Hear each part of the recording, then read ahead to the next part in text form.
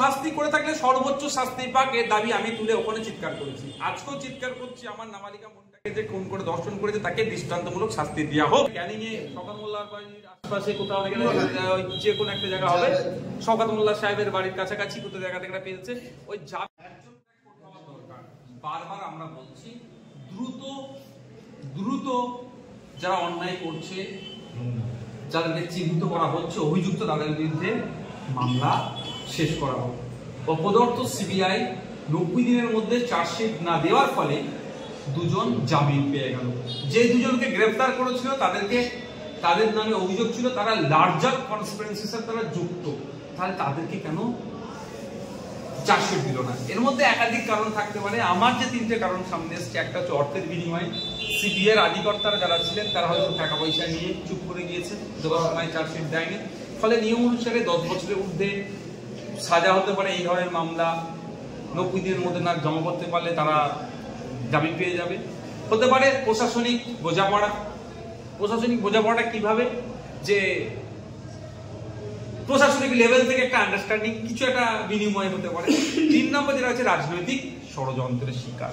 কেন্দ্রের রাজ্যের একটা বাইনারি বারবার আমরা বলে আসছি, এটাও হতে পারে যে আমি পার্লামেন্টে আদানি ইস্যুতে কথা বলবো না, তুমি আমার একে জামিন তুলে দিয়ে দাও, এটা হতে পারে। কি আমার তো মনে হয় এখন তদন্ত করা দরকার, কোর্ট মনিটরিং তদন্ত করা দরকার। ওই আরজিকর কাণ্ডের যারা তদন্তকারী সিবিআই অফিসার ছিল তাদের অগ্রগতি নেই। আচ্ছা, ভারতবর্ষের যে জুডিশিয়াল ব্যবস্থা আছে, প্রত্যেক নাগরিকের জুডিশিয়ালের যে ধাপ ধাপ আছে সেগুলোকে ইউজ করা। আমরা সূত্র মারফত খবর পেলাম, সত্যি খবর পেলাম যে জয়নগরের যে আসামিটা ফাঁসির সাজা দেওয়া হয়েছে, সেই জায়গার কিছু মানুষ তাদেরকে বলছে যে এই রায়টাকে মেনে নিতে হবে, মেনে নিয়ে আপনার ছেলেকে যা শাস্তি দিচ্ছে সেটাকে মেনে নেন, নতুবা আপনারা এলাকায় থাকতে পারবেন। তারা এলাকা ছাড়া, বাড়ি ছাড়া না, এই ধরনের যদি কেউ বলে সম্পূর্ণ অন্যায় অনৈতিক কথা বলেছে। প্রত্যেকের রাইট আছে সে তাকে নিজেকে নির্দোষ প্রমাণ করার। যখন ঘটনা ঘটেছিল আমাদেরই নাবালিকা বোনের সাথে ধর্ষণ করে খুন করেছে, আমরাও ছুটে গিয়েছিলাম, সর্বপ্রথম গিয়ে প্রতিবাদ করেছি এবং দোষীর শাস্তির দাবি করেছি। আজকেও বলছি, আমার নাবালিকা বোনটার সাথে যে অন্যায় করেছে, ধর্ষণ করে খুন করেছে, তাকে সর্বোচ্চ শাস্তি দেওয়া হোক। তা বলে এটা নয় আত্মপক্ষ সমর্থন করার কোনো জায়গা তাকে দেওয়া হবে না। আপনারা জানেন কি জানেন না, আমি জানিয়ে দিতে চাই, ভারতবর্ষের আইনে কোনো মানুষ বিনা অ্যাডভোকেটে সে হয় না। এই কদিন আগে দেখলেন না, কাশ্মীর থেকে নাকি এসেছিল এখানে ক্যানিং এ শওকত মোল্লার বাড়ির আশপাশে কোথাও যে কোনো একটা জায়গা হবে, শওকত মোল্লা সাহেবের বাড়ির কাছাকাছি কোথাও জায়গা থেকে পেয়েছে। ওই জাবেদের কিন্তু অ্যাডভোকেট আবার স্টেটের পক্ষ থেকে দাঁড়িয়েছিল, একজন অ্যাডভোকেট থাকেনি, বিনা অ্যাডভোকেটে কি হবে না। এবার হচ্ছে কুলতলি যে ঘটনা, সে যদি চায় সে জজ কোর্টে গিয়ে করতে পারে।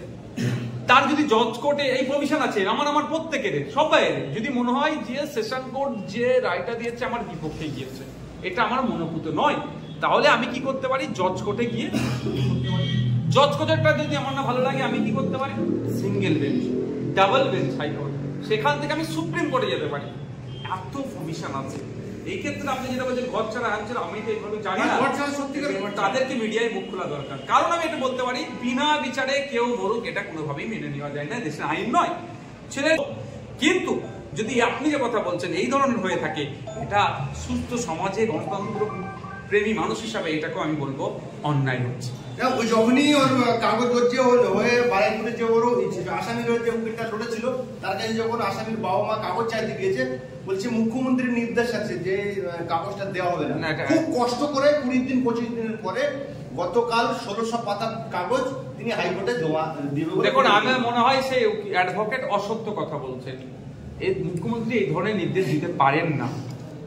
একজন এই পদে থাকা এই ধরনের নির্দেশ কোনোদিন দিতে পারে না যখন কাগজ দেবে না। আর যদি কাগজ এখন তো পেয়ে গেছে, যদি না কাগজ পেত তাহলে বারে লিখিত অভিযোগ দায়ের করলে বারের যিনি সভাপতি সেক্রেটারি যিনি আছেন তার মাধ্যমে কাগজটা পাওয়া যায়। আমরা দেখতে পাচ্ছি যে বর্তমানে বেশ পশ্চিমবাংলা কয়েক জায়গায় বিভিন্ন কাশ্মীরি জঙ্গি মিলিটারি বলা হচ্ছে, বাংলাদেশি ধরা হচ্ছে। সেই জায়গায় দেখতে পাচ্ছি শেখ সৈয়দ থাকলে, মোহাম্মদ থাকলে, তার খবরটা মিডিয়াতে ফলো করে দেখানো হচ্ছে। হালদার, ঘোষ, না আমি আপনাকে আপনার কথা আমি বলেছি, সহজ করে বলে দিচ্ছি, যদি অপরাধী মুসলিম হয় সেটাকে যেভাবে, বা অভিযুক্ত, অপরাধী নয়, অভিযুক্ত যদি মুসলিম হয় যেভাবে দেখানো হয়, নন মুসলিম হলে সেটাকে বলতে চেপে যাওয়া হয়।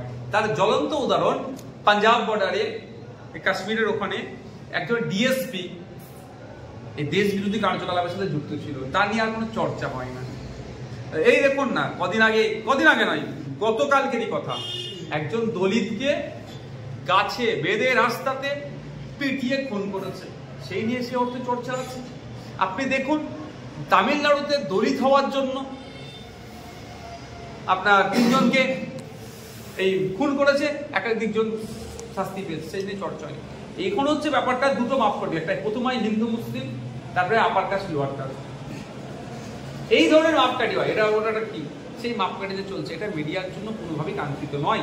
আজকে দেখুন দুর্ভাগ্যের বিষয়, মিডিয়ার বাক স্বাধীনতাতে, মিডিয়ার স্বাধীনতাতে, মিডিয়া ভারতবর্ষের পৃথিবীর বৃহত্তম গণতন্ত্র আমাদের আছে, সংবিধান, এত বড় সংবিধান আমাদের আছে, আমরা 180টা দেশের মধ্যে, আর ফেক নিউজ পরিবেশনে এশিয়ার মধ্যে আমরা প্রথমে ভাবতে পেরেছি। আপনার আমার মতোই মিডিয়া, আর তো কেউ নয়। তো এই হচ্ছে এদের বিচারিতা, এটা আমি কোনোভাবেই মেনে নিতে পারি না যে অপরাধীকে অপরাধী হিসাবেই তাকে চিহ্নিত করা হোক, তাকে করা হোক। অপরাধী মুসলিম হলে, অভিযুক্ত মুসলিম হলে তাকে নিয়ে যেভাবে চর্চা হয়, মুসলিম হয়ে অন্য কোনো কেউ হলে সে নিয়ে আলোচনা হয় না। দেখুন না সায়ন হালদার রেলডাঙ্গার কাণ্ড, ঘটনা চুপ করে, কিন্তু কত ভয়ঙ্কর কাণ্ড ঘটিয়েছিল, ভয়ঙ্কর কাণ্ড ঘটিয়ে একটা দুটো সম্প্রদায়ের মধ্যে কি ভয়ঙ্কর রূপ নিয়ে দিতে পারতো এই ঘটনাতে। আমি রেলডাঙ্গার মানুষকে ধন্যবাদ জানাবো, তারা যথেষ্ট শান্তপ্রিয় পরিচয় দিয়েছেন এবং যথেষ্ট ঠান্ডা মাথায় কাজ করেছেন। তো কিন্তু এই ঘটনা ঘটতো, সেই ঘটনা কে ঘটাচ্ছিল, মাস্টার মাইন্ড কি, পিছনে কি আছে, এটা নিয়ে কোনো তদন্ত হচ্ছে না। কিন্তু মুর্শিদাবাদে 2 বছর আগে জঙ্গি যোগ অভিযোগে গ্রেফতার করেছিল, তার বাড়ির সেফটি ট্যাঙ্কিকে যেটা তৈরি করার জন্য করেছিল সেটাকে নাকি সুড়ঙ্গ দেখিয়ে দিয়েছিল। এই ধরনের হয়।